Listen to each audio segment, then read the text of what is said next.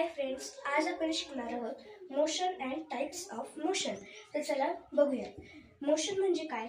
The continuous displacement of an object is called a motion. तर मोशनमध्ये खूप सारे प्रकार असतात. ते प्रकार कोणते तर इथे बघूया. Linear motion, oscillatory motion, circular motion, periodic motion आणि रँडम मोशन. तर सगळ्यात पहिल्यांदा आपण लिनियर मोशनकडे वळूयात. लिनियर मोशन म्हणजे काय? The motion is travel in straight line is called linear motion. For example train. आता ट्रेन ही स्ट्रेट लाईनमध्ये चालते, त्याला लिनियर मोशन असे म्हणतात.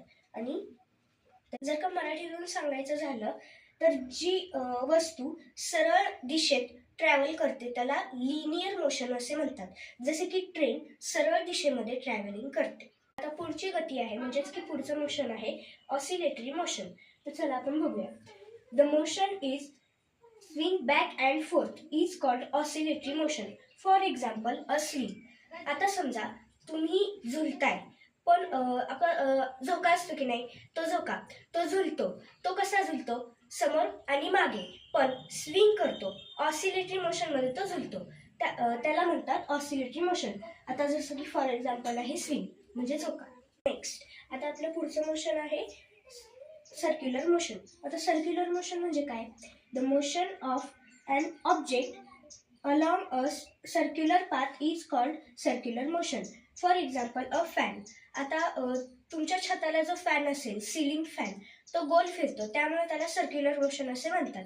सर्क्युलर मोशन म्हणजे काय?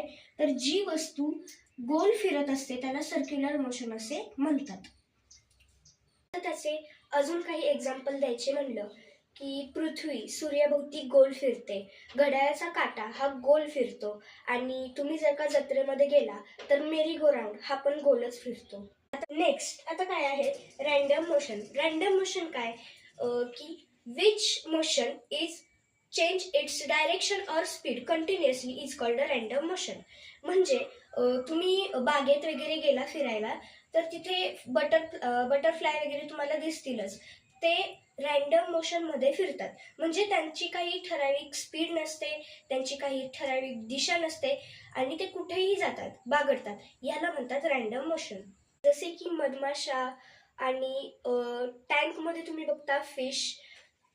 मी आता इथे काही टाईप्स सांगितलेले आहेत, पण जर का तुम्हाला कुठल्या टाईप्स आठवत असतील तर मला त्या कमेंट्समध्ये जरूर सांगा. आणि तुम्हाला जर का व्हिडिओ आवडला असेल तर लाईक सबस्क्राईब करायला विसरू नका. बाय.